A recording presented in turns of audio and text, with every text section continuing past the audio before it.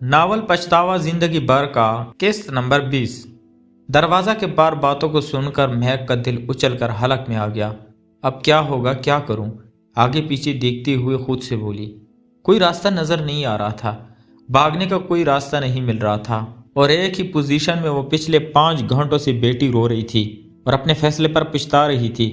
अब तो जिस्म भी अकड़ गया था बैठ बैठ के।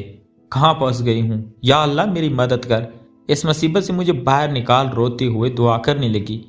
मैं बहुत बुरी हूँ, मैंने इतने प्यार करने वाले शोहर की कदर नहीं की, अपनी बच्ची को खुद से जुदा कर दिया, मारना चाहा सिर्फ अपनी अयाशी की खातिर, सब बर्बाद कराई। या अल्लाह मेरी मदद कर, मुझे कोई रास्ता दिखा दे। दरवाजे के हैंडल पर दबाव पड़ा और वो खुलता गया। वो जो अंदर दाखिल होते हुए बहुत खुश था कि महक तैयार बेटी होगी, लेकिन सामने फर्श पर महक को जिस हालत में छोड़कर गया था उसी हालत में बैठे देखकर गुस्से से लाल पीला हो गया और गुस्से से आगे बढ़ा। तुझे कहा था तैयार रहना और तू इसी तरफ बेटी है, वक्त देखा है? बाल नोचते हुए बोला। महक की सिसकी सी निकल गई। मैं तुम्हारे पांव पड़ती हूँ, प्लीज ऐसा ना करो, मैंने तुमसे प्यार किया था, मुझे इसकी सजा तो ना दो। महक रोते हुए बोली। आओ, तू इसका मतलब तो ऐसे नहीं मानेगी। बालों से नोचता कमरे में घसीटता ले गया। यह अजियत अब महक को सुकून देने लगी थी। वो इस अजियत की आदी हो चुकी थी।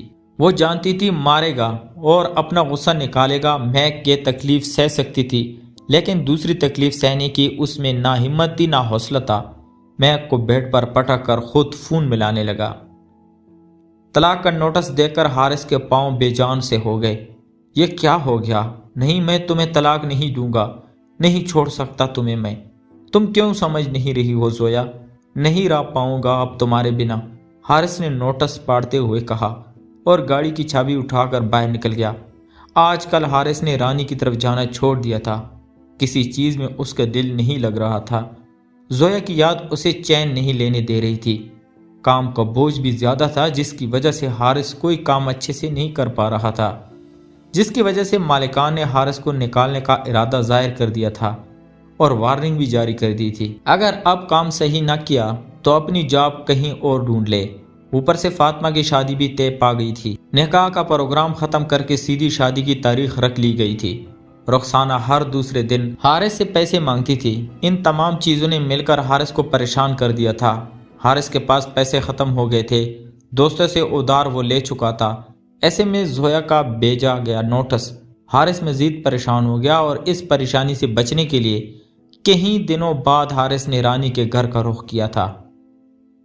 हलीमा ने हया को बता दिया कि अदनान ने अपने बेटे अली का रिश्ता पलवाशा के लिए मांगा है, इसलिए मुझे और तुम्हारे बाबा को जाना पड़ा। पहले तो हया नाराज हुई, लेकिन बाद में खुशी से झूम उठी। मामा कितना अच्छा हो गया है ना, पलवाशा तो बहुत खुश होगी, अब उसे पता चलेगा। खुशी से हया बोली। हाँ बेटा, सही कह रही हो, वरना किसे गुमसुम रहती थी, अब जब उसे पता चलेगा तो बहुत खुश होगी। हलीमा के लहजे में बेटी के लिए प्यार ही प्यार था। जी मामा, वैसे आ रही हैं मैडम, शाम तक फिर मिलकर बताएंगे। पलवशा की वापसी का बताते हुए बोली। ठीक है बेटा। अच्छा मुझे बताओ, तुमने पैकिंग कर ली अपनी सारी? हया ने उसकी पैकिंग के बारे में पूछते हुए बोली। जी मामा, वैसे तो कर ली, बस कुछ चीज़ें रह गई हैं, वो भी आज रात को रख दूंगी। ठीक है बेटा, बाई की भी पैकिंग करवा देना। वैसे तो वो हफ्ते बाद आएगा, लेकिन अच्छा है पैकिंग हुई होगी तो हमारे जाने के बाद मसला बनेगा ही उसे। ओके मामा, मैं कर दूंगी, आप परेशान ना हो, हया माँ की तसल्ली देती हुई बोली। 3 दिन बाद उसकी पाकिस्तान रवानगी थी। सब जा रहे थे फैक को छोड़कर, उसने 1 हफ्ते बाद आना था। मुसर्रत ने भी शादी की तैयारी शुरू कर दी थी। अब हानिया और हया का वलीमा एक साथ होना था, इसलिए उन्होंने सोच लिया हया पाकिस्तान आ जाए, फिर दोनों का वलीमे का सूट एक जैसा ले लिया जाएगा। बाकी तैयारी वो हानिया और जोया की पसंद से कर रही थी। जोया अंदर से जितनी मर्जी उदास थी, परेशान थी, लेकिन उसने किसी पे जाहिर न किया और खुशी खुशी तैयारियों में हिस्सा लेने लगी। ज़ियान ने यूनिवर्सिटी जाना दोबारा शुरू कर दिया था। इसका आखिरी सेमेस्टर शुरू हो चुका था, इसलिए ज़्यादा वक्त अपनी पढ़ाई में मसरूफ़ रहता।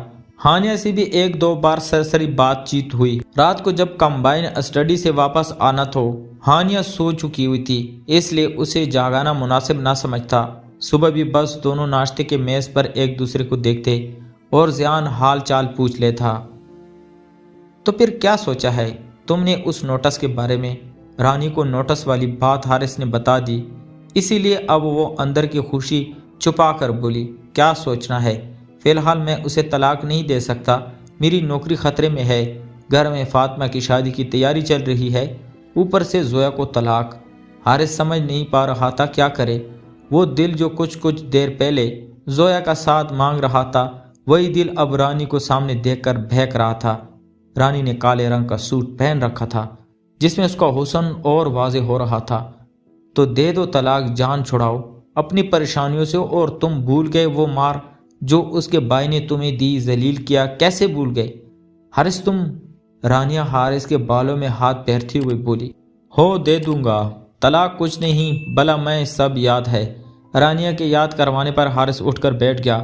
حارث یہ باتیں نظر انداز کر گیا تھا، وہ بس زویا کا ساتھ پھر سے چاہ رہا تھا، لیکن اب رانی نے دکھتی رگ پر ہاتھ رکھ دیا تھا اور زویا کے خلاف زہر کے ساتھ ساتھ حارث کو مزید اپنی طرف مائل کر رہی تھی۔ حارث کو بھی اس وقت صرف رانی ہی سچی لگ رہی تھی اور اس کا ساتھ سب سے قیمتی لگ رہا تھا۔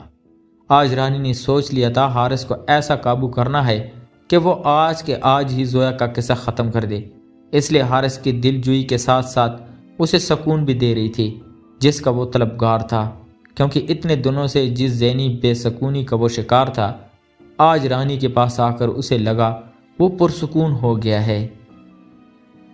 کال بند کرنے کے بعد ایک نظر بیڈ پر بیٹی میک کو دیکھا جو سعد کی گفتگو سن کر آنکھیں پھاڑے اسے دیکھ رہی تھی۔ سعد کے لبوں پر دل جلا دینے والی مسکراہٹ نمودار ہو چکی تھی۔ تم ایسا کچھ نہیں کرو گے؟ بیڈ سے اٹھتے ہوئے وہ سعد کا گریبان پکڑ کر بولی، اور تمہیں کیوں لگتا ہے میں ایسا کچھ نہیں کروں گا؟ جب تم میری بات نہیں مانو گی تو میں کچھ بھی کر سکتا ہوں۔ مہک کے ہاتھ اپنے گریبان سے ہٹاتے ہوئے بولا، تم انتہائی کمینے اور ذلیل انسان ہو۔ سینے پر مکوں کی برسات کرتے ہوئے بولی، ہاں مہک کی بے بسی پر کھل کر ہنسا۔ چلو بس کرو اپنا ڈرامہ اور جا کے تیار ہو کر آؤ، 10 منٹ میں آگے ہی لیٹ ہو چکے ہیں۔ کھندے سے اسے سختی سے پکڑ کر بولا۔ مہک نے بے بسی سے سعد کو دیکھا جس کے چہرے پر کمینگی جھلک رہی تھی۔ اگر ابھی وہ سعد کی بات نہ مانتی تو سعد اس کی بچی کو مروا دیتا۔ اس سوچ نے سعد کی بات ماننے پر مجبور کر دیا اور پھر چپ کر کے واش روم چلی گئی۔ مہک کے جانے کے بعد سعد نے نمبر دوبارہ ملایا اور خوشخبری سنانے لگا، ہاں کام ہو گیا، تیار رہو، ہم تھوڑی دیر تک پہنچ رہے ہیں، کہنے کے ساتھ فون بند کر دیا اور مہک کا انتظار کرنے لگا۔ رانی نے حارث کو ایسا ٹریپ کیا کہ حارث رانی کی بات ماننے پر مجبور ہو گیا۔ ٹھیک ہے رانی، میں زویا کو طلاق دینے کے لیے تیار ہوں، مجھے تھوڑا وقت دے، فاطمہ کی شادی کے بعد اسے چھوڑ کر تم سے شادی کر لوں گا۔ تو ابھی کیا مسئلہ ہے؟ تم ابھی کیوں نہیں کر سکتے؟ سب تیار ہے، بس تمہاری ہاں کی ضرورت ہے، اور سچ پوچھو تو مجھ سے تمہارے بنا نہیں رہنے ہوتا، اب را لیا ہے، اب اور نہیں۔ پیار سے حارث کے سینے پر انگلی پھیرتی ہوئی بولی، رہا تو مجھ سے بھی نہیں ہوتا لیکن مجبوری ہے، تم تھوڑا سا صبر کر لو میری خاطر۔ رانی کا ہاتھ پکڑ کر بولا، صبر ہی تو نہیں ہوتا، ہر وقت ڈر لگا رہتا ہے، مجھے پلیز حارث اب اور انکار مت کرو ورنہ میں کچھ کر بیٹھوں گی۔ رانی روتی ہوئی کہنے لگی، خبردار رانی، اگر ایسا کچھ سوچا بھی۔ رانی کی بات سن کر حارث تڑپ اٹھا، ہاں تو اور کیا کروں، تم بھی شادی نہیں کر رہے، نہ زویا کو چھوڑ رہے ہو، ایسے میں میرا وجود کوئی ہمت نہیں رکھتا تو کیا فائدہ میرا پھر؟ رانی تلخی سی بولی، تمہارا وجود میرے لیے بہت اہمیت رکھتا ہے، میں تم سے پیار کرتا ہوں، دوبارہ ایسی بات نہ کرنا۔ جہاں تک نکاح کی بات ہے تو میں تیار ہوں تم سے کرنے کو بھی ابھی، حارث نے کہتے ہوئے رانی کا ساتھ لگا لیا۔ حارث کی بات نے رانی کے لبوں پر مسکراہٹ بکھیر دی، حارث کے سینے سے لگی وہ کھل کر مسکرا دی۔ پھر اگلے 1 گھنٹے بعد دونوں کا نکاح بالکل سادگی سے پڑھا دیا گیا، جس میں حارث کے 3 دوستوں کے علاوہ رانی کی ماں موجود تھی۔ حارث کے نکاح میں احمر بھی شریک تھا، جس نے حارث اور رانی کی تصویریں اور ویڈیو عہد کو واٹس ایپ کر دی تھی۔ احمر کو حارث کی اس حرکت سے بہت دکھ پہنچا تھا۔ نکاح کے بعد احمر باقی دونوں دوستوں کے ساتھ گھر آ گیا جبکہ حارث وہیں رہ گیا۔ مہک کے پاس سعد کی بات ماننے کے سوا کوئی چارہ نہیں تھا، اس لیے خاموشی سے تیار ہو کر سعد کے ساتھ خود کو نمائش کے طور پر پیش کرنے جا رہی تھی۔ سارے راستے مہک خاموش رہی اور آنسو ضبط کیے بیٹھی رہی۔ راہ کر مہک گزرتے وقت کے لیے پچھتاوا رہی تھی، جس نے فائق جیسے شوہر کی قدر نہ کی اور ساتھ جیسا پتھر چن لیا۔ اب وہی پتھر اسے ذلیل کر رہا تھا، اس کی عزت کو تار تار کرنے جا رہا تھا۔ کیا ہوا، بہت خاموش ہو؟ مہک کو مسلسل خاموش بیٹھے دیکھ کر بولا۔ سعد کی آواز نے خاموشی کا تسلسل توڑا۔ دیکھو، میں جانتا ہوں تم ناراض ہو مجھ سے، لیکن سویٹ ہارٹ، میں جو کچھ کر رہا ہوں ہم دونوں کے لیے کر رہا ہوں، مہک کا ہاتھ پکڑتے ہوئے بولا۔ سعد نے لمس نے مہک کو آگ لگا دی، جھٹکے سے اپنا ہاتھ اس کی گرفت سے نکالا اور گاڑی سے باہر بھاگتے مناظر دیکھنے لگی۔ سعد نے ٹھنڈی سانس بھری اور کار کی رفتار تیز کر دی۔ اگلے 15 منٹ بعد سعد مہک کو لے کر ایک بار میں داخل ہوا جہاں موسیقی اپنے عروج پر تھی۔ لڑکے لڑکیاں مدہوش ڈرنک کرنے کے بعد بے ہنگام انداز میں رقص کر رہے تھے۔ کبھی اس جہاں کا حصہ مہک بھی رہ چکی تھی، اس لیے اس کے لیے یہ نئی چیز نہیں تھی۔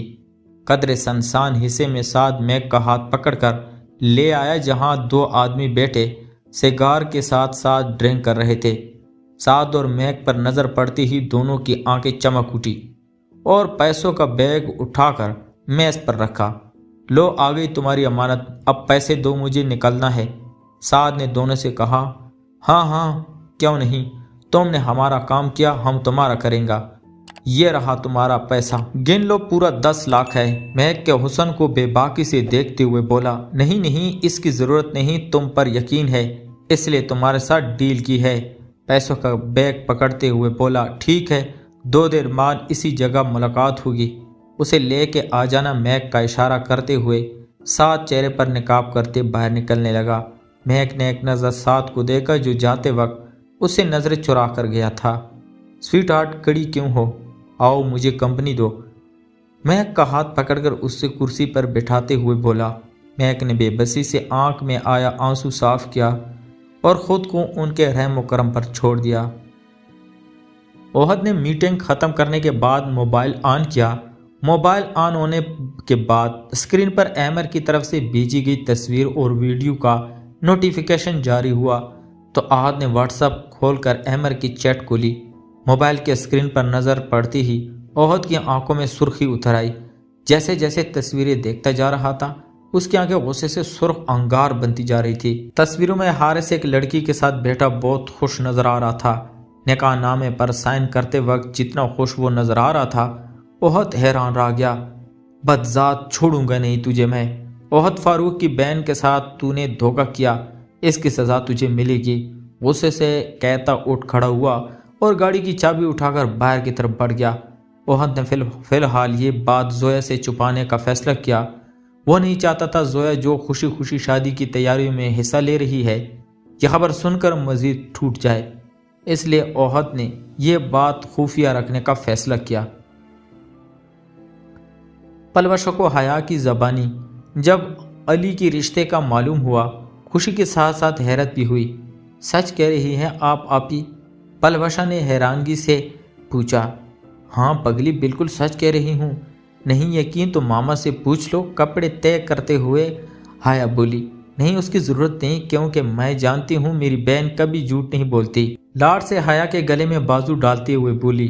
تو حیا پلوشا کے پیار کے اظہار پر مسکرا کر رہ گئی، جبکہ پلوشا اب علی کو میسج کرنے میں مصروف ہو گئی تھی۔ 3 دن بعد حارث نے اپنا نکاح گھر والوں سے چھپا کر رکھا۔ فاطمہ کی شادی کے بعد اس کا ارادہ تھا سب کو بتانے کا۔ اب زیادہ وقت حارث کا رانی کے ساتھ گزرنے لگا تھا۔ نوکری سے اسے جواب مل گیا تھا، اس لیے اب سارا دن گھر سے غائب رہ کر رانی کے ساتھ گھومتا رہتا۔ رخسانہ بھی حارث پہ تپتی بیٹھتی، جو آج کل گھر سے زیادہ باہر وقت گزارتا تھا۔ فاطمہ کی شادی سر پر تھی اور پیسے بھی پاس ختم ہو چکے تھے۔ یہی سوچ سوچ کر رخسانہ مزید پریشان ہوتی جا رہی تھی۔ کوئی راستہ نہیں نظر آ رہا تھا، اس لیے انہوں نے زویا کی الماری توڑ کر زیور نکالنے کا سوچا، اور اس پلان میں فاطمہ ان کے ساتھ شامل تھی۔ اشرف صاحب اور ان کی فیملی اسلام آباد ایئرپورٹ پر اتر چکے تھے۔ ایئرپورٹ فاروق اور زیان گئے تھے۔ پاکستان کی فضا نے ان کا استقبال کیا۔ فاروق بھائی اور بابی سے مل کر بہت خوش ہوئے۔ یہی حال زیان اور اسد کا تھا، جو ہم عمر ہونے کے ساتھ ساتھ دوست بھی تھے۔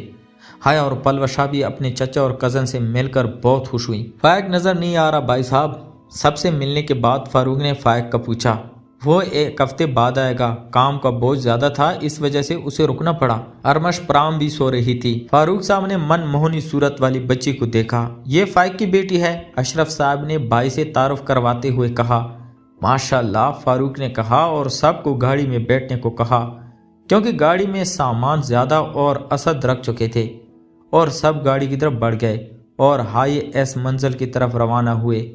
سب نے فاروق صاحب کی طرف جانا تھا۔ آج سب خوشگپیوں میں مصروف تھے۔ حیا کا دل یہی سوچ کر دھڑک رہا تھا، آج وہ اپنے دشمن جان کو قریب سے دیکھے گی۔ دیکھتے ہی دیکھتے پورا آسمان بادلوں سے بھر چکا تھا اور بارش برسنے لگی۔ فاروق صاحب کے گھر میں سب نے خوشی دلی سے استقبال کیا۔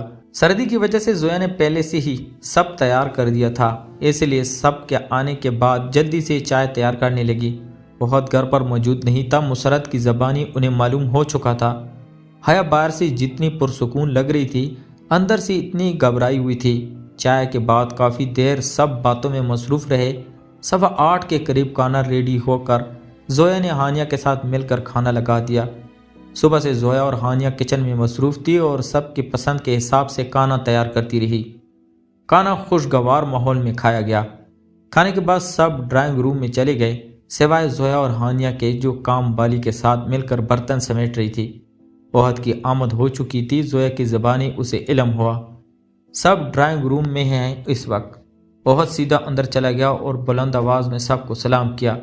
حیا جو موبائل میں گیم کھیل رہی تھی، مردانہ آواز پر سر اٹھا کر دیکھا تو نظر جھکانا بھول گئی۔ سامنے آرمی یونیفارم میں عہد اپنی باروب پرسنالٹی کے ساتھ موجود تھا۔